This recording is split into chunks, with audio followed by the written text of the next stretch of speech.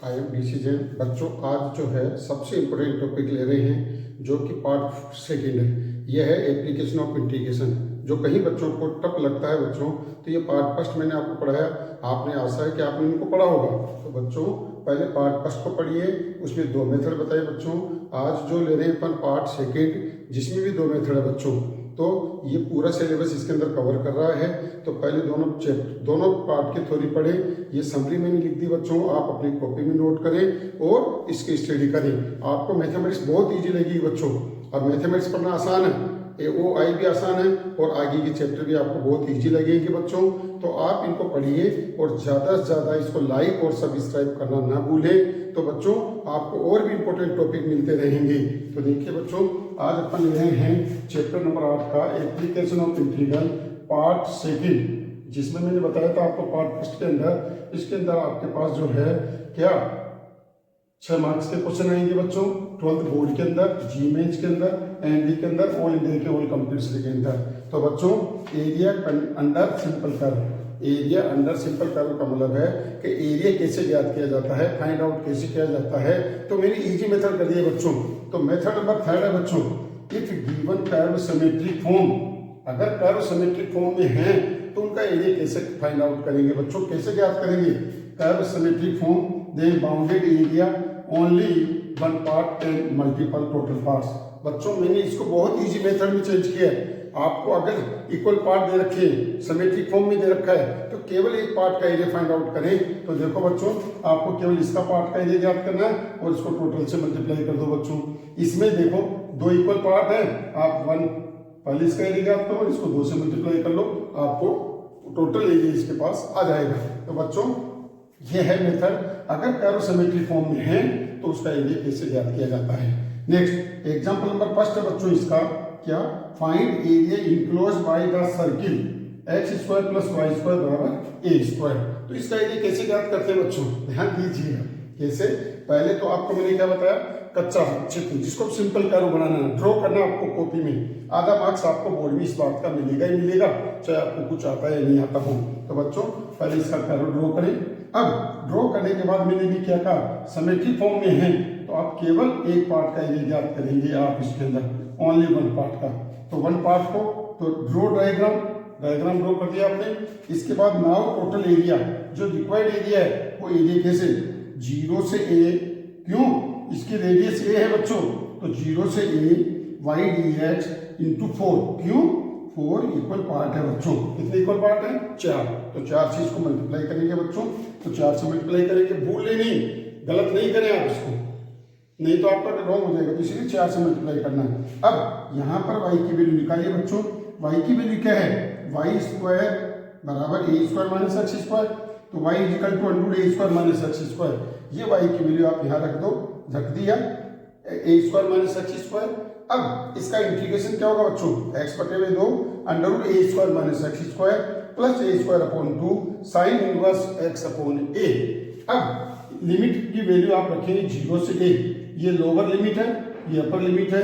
पहले आप x की जगह a रखोगे बच्चों, 4, ये 4 है, a/2 √a² - a² plus a²/2 sin inverse a/a minus 0 रखेंगे तो 0 और sin इनवर्स 0 0।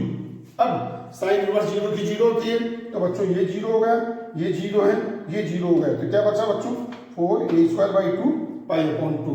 ठीक है। अब πa²/4, 4 से 4 कट गया, πa² आ गया आपके पास बच्चों। क्या है इसका आंसर, πa²। आपको पता है अपन छोटी क्लासों में पढ़ते थे तो आपको पता सर्किल का एरिया क्या होता है, πa², πr², जो r देते तो r²। तो आपने देखा शॉर्टकट मेथड आ गया इसका, सर्किल का एरिया वही आता है। तो अपन ने इंटीग्रेशन का यूज करके इसका एरिया कैसे ज्ञात किया, ये बात आपने देखी बच्चों। तो ध्यान रखिए, आपको मैंने बताया था जिगजैग कर्व हो, टेढ़ा मेढ़ा कर्व हो तो उसका एरिया ज्ञात कर सकते हैं, प्लेन कर्व है तो भी इसका एरिया ज्ञात कर सकते हैं, फाइंड आउट कर सकते हैं बच्चों। तो ये मेथड नंबर 3 था। अगर सिमेट्रिक फॉर्म में तो केवल आपको 1 पार्ट का एरिया ज्ञात करना है और टोटल से उसको मल्टीप्लाई करना है। ये बात ध्यान रखिए जरूर बच्चों, सबसे इंपॉर्टेंट, सबसे इजी मेथड आपके लिए। फिर इसके बाद मेथड नंबर 4 है इसका बच्चों, एक given curve below and upper. अगर कर्व चाहे वो x एक्स पे है चाहे y एक्स पे है, अगर अपर और बिलो चल रहा है तो आप क्या करेंगे, अपर का अलग करेंगे और बिलो का अलग करेंगे बच्चों। तो देखो कैसे करेंगे, बाउंडेड एरिया बराबर 0 से a, ये अपर है और नीचे वाला है। तो जो नीचे वाला है ना बच्चों, आप इसका अलग से लिमिट लेंगे और इसका मोड़ लगाएंगे बच्चों, यहाँ मोड़ लगेगा इसका, ठीक है। तो क्या है, बाउंडेड एरिया बराबर 0 से a F x D x plus a से b, क्यों, यहाँ से a से b है बच्चों, a से b F x D x. तो आप इसका एरिया कैसे याद करेंगे, फाइंड आउट कैसे करेंगे, a बराबर a1 प्लस a2 का मोड़, मोड़ का मतलब है अगर नहीं ये नेगेटिव आएगा, क्यों, x x के बिलो है, तो इसीलिए बच्चों यहाँ पर इसका मोड़ लगेगा। अगर दोनों सेम है, जैसे 0 से π/2 π/2 से पाई है, तो आप ऐसा करने की जरूरत नहीं पड़ेगी, फिर इसका डबल कर देंगे, पर इसका क्या कर देंगे, पर डबल कर देंगे बच्चों, दोनों ही बात है।